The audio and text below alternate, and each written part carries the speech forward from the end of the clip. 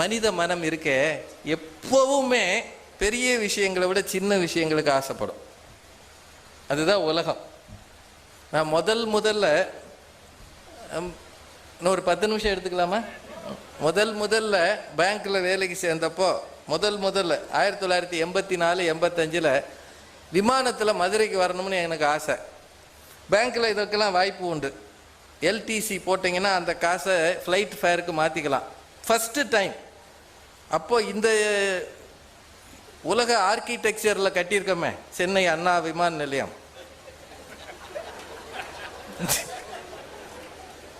பேந்து விழுகிறது. 83வது முறையாக விழுந்ததுன்றான். பலி போடுறதுக்குன்னே ஒரு ஏர்போர்ட் கட்டி வச்சிருக்கோம். ஆனால் நம்ம பயங்கரமான ஆர்கிடெக்சர், அது 2000 கோடி அதில் முழுங்கி இருக்கு. அது இல்லை, இந்த ஒரிஜினலாக மீனம்பாக்கம் பழைய காலத்து 84 85 அந்த ஏர்போர்ட்டு, அதுக்கு நாங்கள் வரணும். நானே என் வீட்டம்மா ஒரு பையன்தான், அப்போ ஃபஸ்ட்டு சன், 3 பேரும் வரணும். அப்போ ஒரே ஒரு விமானம் தான் இருந்தது, இந்தியன் ஏர்லைன்ஸ் மதுரைக்கு. இப்போ 7-8 விமானம் வருது, சில சமயம் இறங்க மாட்டேங்குது. ஏன்னா அந்த இது இப்போ அடித்த மழை இருக்கே இந்த ஒரு வாரத்தில் சரியான மழை, சூறாவளி காத்தோட. அந்த நேரம் ஏடிஆர் ஃப்ளைட்டில் நீங்கள் வரணும், பட்டு சூப்பராக இருக்கும். ஏடிஆர் ஃப்ளைட்டு சும்மாவே டிராக்டர் மாதிரி தான், தரையில் ஓடாமல் வானத்தில் ஓடுற டிராக்டர். அது குதிச்சு போகும். அன்றைக்கி நாங்கள் வர்றோம், திருச்சியை தாண்டும் போதே க்ளவுட் கவர் ஜாஸ்தியாக இருக்குது, தட்டப்புடன் ஆடுது. என் பின்னாடி ஒருத்தர் உட்காந்துக்கிட்டு சொல்கிற, பேசாமல் பாண்டியனில் போயிருக்கலாம். இவன் சொன்ன கேட்குறாளா? 7000 ரூபாய் கொடுத்துட்டு உசுரை கையில் முடிச்சு உட்காந்துருக்கோம். இவன் இறக்குவானோ இல்லை இறக்கிடுவானோ? ஏடிஆரில் அனுப்பிவிடணும் எதிரிகளை, சொந்தக்காரிகள் கிடையாது. ஏன்னா பெரிய ஏர்லைனில் போயிங் இதெல்லாம் இறங்குறது ஒன்றும் பெருசாக தெரியாது, சிரமம் இல்லாமல் இறங்கிடும். இது ரொம்ப சிரமம். அந்த காலத்தில் ஒரே ஒரு ஏர்லைன் தான், அது இந்தியன் ஏர்லைன்ஸ் தான் வரும். மத்தியானம் 9 காலையில் 9 மணிக்கோ 10 மணிக்கோ வரும். இதில் நான் வரணும். காசு 480 ரூபாயோ 500 ரூபாய்க்குள்ளே தான். அப்போது டிக்கெட்டு போட்டாச்சு, அது பேங்க்கு காசு. இப்போ மெட்ராஸ்னால் நான் இருந்தது தேனாம்பேட்டை, அங்கேருந்து ஏர்போர்ட்டுக்கு வரணும். ஏர்போர்ட்டுக்கு எப்படி வர்றது? நம்மகிட்ட கார் கிடையாது. அதனால் முதல் நாளே ஒரு ஆட்டோக்காரன்ட்டு சொல்லி வச்சிட்டோம், காலையில் 7 மணிக்கெலாம் வந்துரு, நாங்கள் ஒரு இடத்துக்கு போகணும்னு. ஏன் அப்படி சொன்னோம்னா, எங்கே போகிறோம்னு தெரிஞ்சால் ஆட்டோக்காரன் கேவலமாக நினைப்பான். ஏர்போர்ட்டுக்கு போகிறேன் ஒரு டாக்ஸி எடுத்து போகாமல் ஆட்டோவில் போகிறானேன்னு கேவலமாக நினைப்பான்.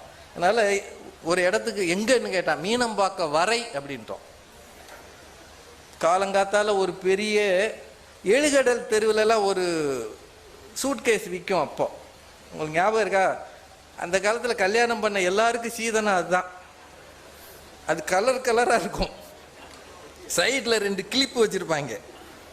அதுதான் நம்ம கல்யாணத்துக்கு கிடைச்ச பெரிய கிஃப்ட். அது அந்த பெட்டியை தூக்கியாச்சு. இது தவிர அந்த அம்மா ஒரு வயர் கூட ஒன்று, இப்போல்லாம் யாருமே பின்னுறதில்லை, வீட்டுக்காரரே பின்னிடுறாங்க. அப்போல்லாம் வீட்டில் வேலை இல்லாத பெண்கள் வயர் கூட பின்னுவாங்க. பின்னி அகலமாக வாய் இருக்கும், அதுக்குள்ளே எதை வேணாலும் வைக்கலாம். ரோட்டில் ஒரு சின்னதாக ஆட்டுக்குட்டி போச்சுன்னா அதையும் பிடிச்சி உள்ளே வச்சுக்கிட்டோம்னா தெரியாது, மேலே ஒரு துணியை போட்டு பொத்திட வேண்டியது. அவ்வளவு அகலமான வாயுடைய ஒரு பை. இதுதான் எங்களுடைய மொத்த லக்கேஜ். இதோட ஏர்போர்ட்டுக்கிட்ட வந்தோம். ஆட்டோக்காரனை இந்த பக்கமே இறக்கி விட்டு நீ போயான்றோம். அவன் போக மாட்டேங்கிறான், எங்களையே பார்த்துக்கிட்டு இருக்கான், இவங்க எங்கே போகிறாங்கன்னு. நாங்கள் சொன்னோம் ஒரு வேலை இருக்குன்னா. அந்த ஆள் திரும்பி கேட்டான், இது வீடும் இல்லை ஒன்றும் இல்லை, இங்கே வாசலில் ஏர்போர்ட்டுக்கிட்ட நிறுத்தி எங்கே போக போகிறீங்கன்னா, நீ முதல்ல போயா, நாங்கள் போய்க்கிறோம். அவனை கிளப்பி விட்டு உள்ளே வந்தா, அப்போல்லாம் இவ்வளவு ஜெட் ஏர்வேஸு இண்டிகோ எதுவும் கிடையாது, இந்தியன் ஏர்லைன்ஸ் மட்டும்தான் இருக்கும்.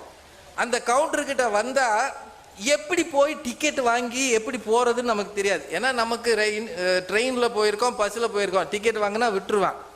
விமானத்தில் முதல் தடவை என்ன செய்கிறதுன்னு தெரியல. நான் உடனே இந்த அம்மாட்ட சொன்னேன், நீ போய் கேளு, யார்கிட்டையாவது கேளுமா சொல்லுவாங்கன்னு. அந்த அம்மா என்னை திரும்பி பார்த்து, பேங்க்கில் வேலை பார்க்குற, ஃப்ளைட்டில் எப்படி போகணுன்னு தெரியாதான்னு. நான் சொன்னேன், பேங்க்கில் வேலை பார்த்தவங்களாம் ஃப்ளைட்லேயே வேலை பார்க்குறான், நானே ஓசியில் வந்திருக்கேன். கடைசியில் ஒரு கவுண்டர் முன்னாடி போய் நிறுத்தினாங்க. நிறுத்தினோடனே அந்த ஆள் அவங்க தான் இப்போவாவது கொஞ்சம் பேசுகிறாங்க. அந்த காலத்துல எல்லாம் இறுக்கி இப்படி டை கட்டிட்டான்னா அதுக்கப்புறம் நம்மளை ஒன்றுமே பார்க்க மாட்டான். அவரு யூஆர் அப்படின்னா, யூஆர்னா முதல்ல எனக்கு அதுவே அர்த்தம் புரியலை. நான் மதுரைக்கு போனேன் சார், 2.5 டிக்கெட்டுன்னேன்.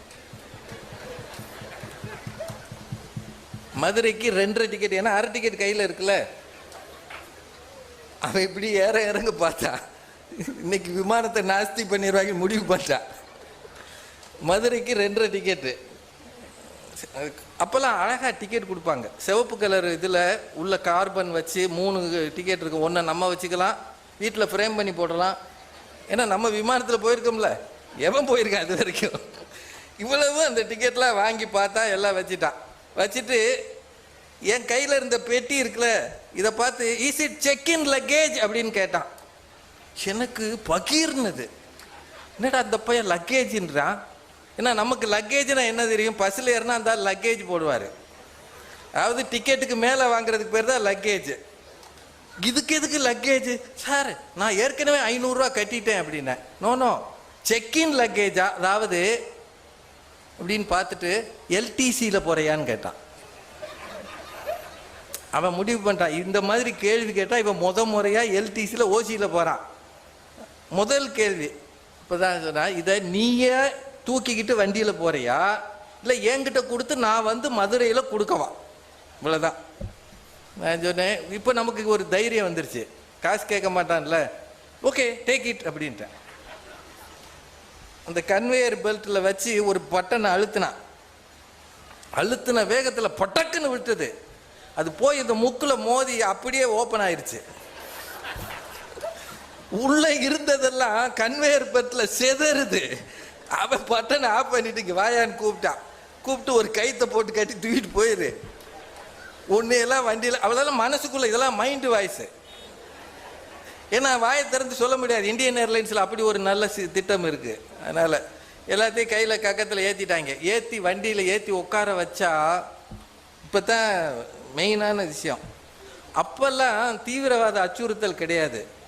எல்லாருக்கும் எவர் சில்வரில் கரண்டி, கத்தி, ஃபோர்க்கெல்லாம் கொடுப்பாங்க. அதெல்லாம் ஒரு சின்ன பவுச்சில் போட்டு சீட்டுக்கு முன்னாடி சொருகியிருப்பாங்க. பழைய காலத்தில் நினச்சி பாருங்கள், இப்போ சோறே கொடுக்குறது இல்லை. இப்போ விமானத்தில் தண்ணி 2வது தடவை கேட்டால் குதிக்க சொல்லிடுவான் போல், அவ்வளவு சிக்கன நடவடிக்கை. அப்போல்லாம் ஒரு சாப்பாடு மாதிரி கொடுப்பாங்க. இதுக்காக கத்தி கரண்டி எல்லாம் கொடுத்தாங்க. எங்களுக்கு 3 சீட்டில் 2 ஃபுல்லு 1 ஆஃபு, வரிசையில் சொல்கிறேன். அதனால நாங்கள் வரிசையாக உட்காந்துருக்கோம், 1/2 டிக்கெட்டுக்கு ஒரு சீட்டு. நாங்கள் வந்து உட்காந்த உடனேயே எங்களுக்கு எதிர்த்த சீட்டில் அந்த பவுச்சில் என்ன இருக்குன்னு தேடணும். உள்ளே பார்த்தா இந்த கரண்டிகள், அது தவிர ஏதோ கவர் இருந்தது. எல்லாத்தையும் தூக்கி வயர் கூடையில் வச்சு துணியை போட்டு பொத்தியாச்சு. எதுக்குன்றீங்க, மதுரைக்கு வந்த பிறகு சொந்தக்காரங்க கிட்ட சொன்னா நம்ப மாட்டாங்க, இவன் எப்படியா பிளைன்ல போயிருப்பான், கரண்டியை பாடுறான். இனிமே யாரு வந்தாலும் இந்தியன் ஏர்லைன்ஸ் ஸ்பூன் தான். அதுக்காக 3ஐயும் தூக்கி உள்ள வச்சாச்சு. உள்ள வச்சா வண்டி முதல் முறையா ஏறி போறோமுங்க. அப்பெல்லாம் விமானம் போகும்போது அடி வயிற்றுலேருந்து ஏதோ மேலே ஏறுற மாதிரி இருக்கும். கொஞ்சம் தூரம் தான் வந்துச்சு, பையன் வாந்தி எடுத்துட்டான். ஏறின வேகத்தில் வாந்தி எடுத்தா அந்த ஏர் ஹோஸ்டஸ் அங்கேருந்து there is air sickness bag அப்படின்னு காட்டுறா. நான் இல்லைன்றேன், எதை உள்ளே போயிருச்சேன். அவளுக்கு தெரியும் அது உள்ள ஏர் சிக்னஸ் பேக்னு ஒன்று வச்சிருக்கா, வாந்தி எடுத்தா அதில் கொடுக்கணும்னு. இவன் அங்கே கையை காட்டுறா, ஏர் சிக்னஸ் பேக் தேர் அப்படின்றா. நாங்கள் no, already it is kidnap பண்ணிட்டாங்க, தூக்கி உள்ளே வச்சுட்டோம். அவள் கிட்ட வந்து இப்படி எங்களை ஒரு பார்வை பார்த்துட்டு போய் ஒன்றை எடுத்துகிட்டு வந்து இப்போ ஏதோ ஒரு டிஷ்யூ வச்சு தொடச்சா. நேரம் எனக்கு ஒரே ஒரு விஷயந்தான் தோணுச்சு. எங்கள் பரம்பரையில் முதல் முறையாக விமானம் ஏறி ஒரு 10,000 அடியில் பறந்த முதல் நான் தான். ஆனால் 10,000 அடி உயரத்துக்கு போன பிறகும் இந்த அற்பத்தனமான சின்ன ஐட்டத்து மேலே நம்ம ஆசையை போகலை. பார்த்தீங்களா, when you reach greater heights you should not stoop down. உயரங்களை தொட்டவர்கள் அற்ப விஷயங்களுக்கு ஆசைப்படக்கூடாது. ஒரு கரண்டிக்கு நாங்கள் பட்ட ஆசை, அந்த விமான பயணத்தை கடைசி வரைக்கும் அந்த ஏர் ஹோஸ்டஸை திரும்பியே நான் பார்க்கல. கடைசி அவள் எவ்வளோ புத்திசாலின்னா, மதுரையில் இறங்கும்போது நாங்கள்லாம் இறங்கும்போது எங்கள் கையில் இன்னொன்று திணிச்சு விட்டா. அந்த பேக் ஒன்று எடுத்து, இப்போ அந்த காலத்துலலாம் குழந்தைகளுக்கு சாக்லேட்லாம் கொடுப்பாங்க, அதோட இன்னொன்னையும் வச்சுக்கோ கொண்டு போன்னு கொடுத்தா, அதை வாங்கும்போது எனக்கு எவ்வளோ கேவலமாக இருந்ததுன்றீங்க. உங்களுக்கு கிடைத்த வெகுமதி விமான பயணம். ஆனால் அந்த வெகுமதியை அவமானமாக மாற்றுவதற்கு உங்களால் தான் முடிந்திருக்கிறது இல்லை? இந்த உலகிற்கு நாம் வரும்போது எப்படி வந்தோமோ அப்படித்தான் போக போகிறோம். ஆனால் வாழ்ந்த காலத்தில் எதையாவது சாதித்தோம் என்று இருக்க வேண்டும் என்றால், நிறைவு நாளில் யாரோ சிலர் பார்த்து இவன் வாழ்ந்த வரை மற்றவர்களுக்கு உதவிகரமாக இருந்தார், உதவி மட்டுமே செய்தான் என்று சொல்லுகிற வாழ்க்கை வாழ வேண்டும் என்றால், சின்ன சின்ன விஷயங்களை விட்டுவிட்டு பெரிய விஷயங்களை தேட